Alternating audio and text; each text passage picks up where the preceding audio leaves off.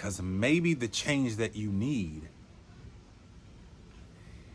is to invite those who look like me into those uncomfortable corners of conversation that you're constantly having. And it's not uncomfortable when you're around people who think like you. It's only uncomfortable when you bring a face like mine and the women who look like me into those conversations and play those same pieces of rhetoric and talk that same lingo and say whatever it is that you're going to say. Until you are willing to do that, I caution you on whether or not those ideals that you think are right are actually in favor of all. And the last time I checked, I'm just as human as you are.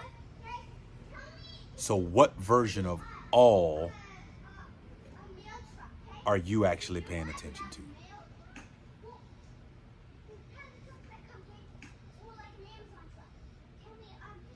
I'm just wondering.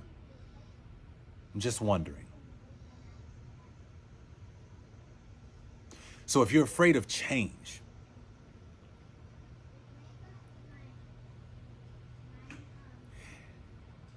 ask yourself honest questions. Get everybody out of the way. Stop listening to the TV. I'm asking you. I'm not asking the rhetoric. I'm not asking for a punchline that you've heard. I'm asking you, the individual.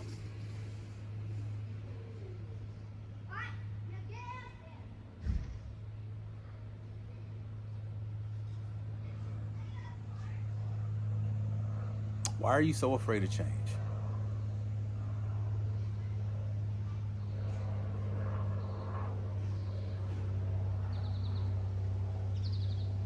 Why is the status quo so important to you?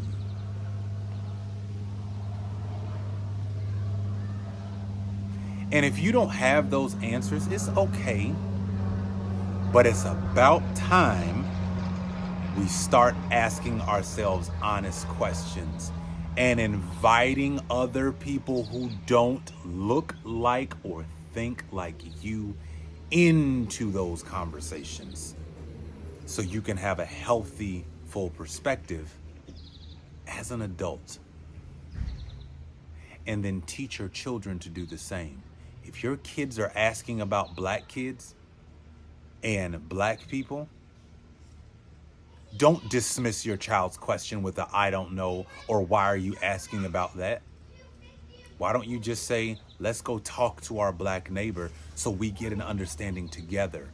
Encourage your children to learn about my perspective.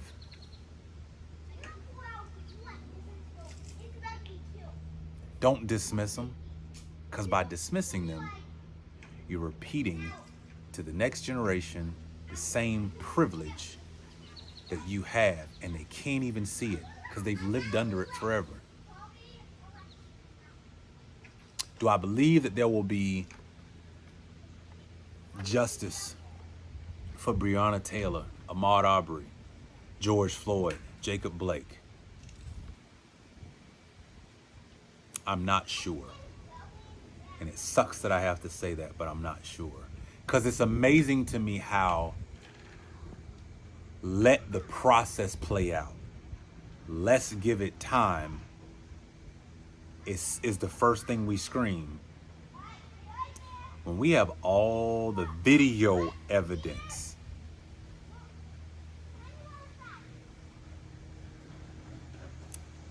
it blows my mind. It blows my mind. By the way, for the idea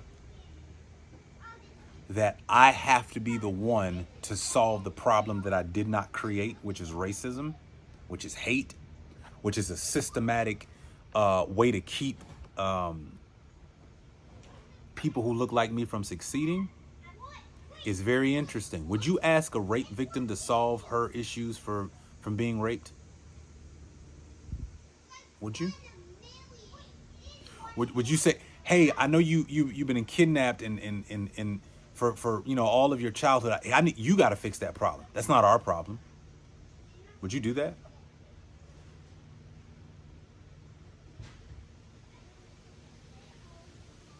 We send money and food all over the world to other people. And you know why we do it from the United States? Because it's not right in our face, so to speak. We like doing things away from us. Dealing with the dirt in your own backyard, though, that's the hard work. That's the hard work. Having to be honest with ourselves about how we treat people. Having to be honest with ourselves about the way we've handled Black and brown people. Native Americans even. Don't leave them out either. Ladies and gentlemen, America was taken from them. Black people, every time we tried to do something, it was either burned to the ground or we were hanged. On display, by the way, for other black people to be afraid. Don't try this again. Black Wall Street. Go look it up. Selma, you name it. Plenty of reasons, plenty of scenarios. And start asking yourself this question.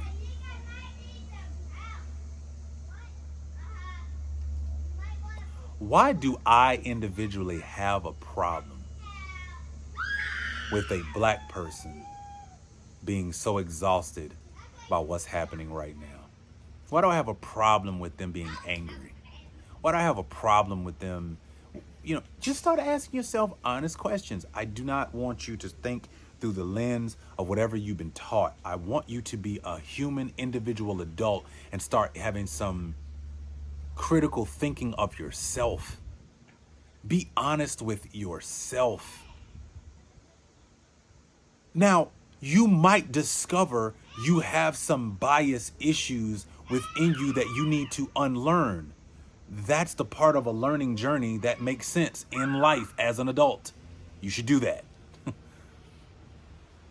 But if you're not willing to do the hard work internally, if you're not willing to do the real work that it takes to unlearn what you've been just inherently given, then you've already voted and you don't even know it yet, and we're not at November. You've already decided. Now, good, bad, or indifferent, we have the candidates that we have. Again, I ask you, if you're watching this video and you feel a certain way by whatever I'm saying, and it's causing you some emotional reactions to what I'm saying, that's fine. Go talk to black people either in your current neighborhood or those at your job or whatever. Ask them the same question. If that makes you uncomfortable, that means you have not talked or kept black people in your circles for a while. Because I personally believe that we all should have somebody that we can talk to, that we have built a relational equity with, to be able to talk about hard stuff with. If you don't have that, you've got some work to do to create diversity in your own life. Again, why are you so afraid of change?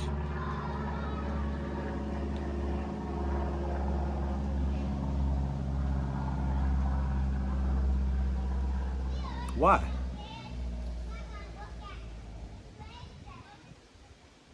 You got to be honest with yourself before November. And you got to start listening to someone other than you, or whatever version of rhetoric that you subscribe to. Take away the idea of black and white. Is it right for a human being to be pulled by the shirt and shot in the back 7 times? Just start there. Forget black, forget white. If you heard that story without putting a black and white title on it, is that right?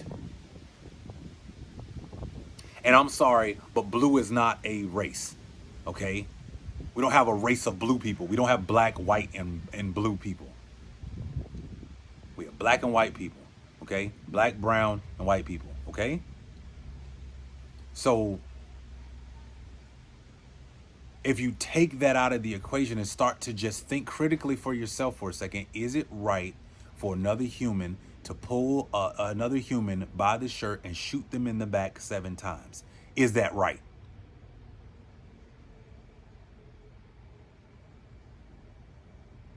Is it right for a 17-year-old kid to be having an assault rifle loaded, walking down a street with the ability to be able to kill people and kill 3 people? Is that right? Stop getting emotionally charged because all you do is listen to what's on the news or the fact that they're black or white. Then, once you understand and put into context the history of violence against people who look like me. Now, today is 2020. You might say to yourself, I'm not responsible for what my ancestors did. I didn't lynch anybody. I didn't kill anybody. Okay, you can say that. But is it possible that your ancestors set up a system by which I might be being lynched every single day based on the system that was designed? Again, why are you so afraid of change? Is it possible that I'm being beaten by a system? Maybe not physically, even though we see some physical beatings of black people. Maybe not physically, but maybe I feel beaten all the time by a system that was not designed with me as a part of the equality equation. Maybe I feel molested and mistreated every day by a system that was designed without me ever being a thought process, because I was not even considered human. I was not even considered to have rights.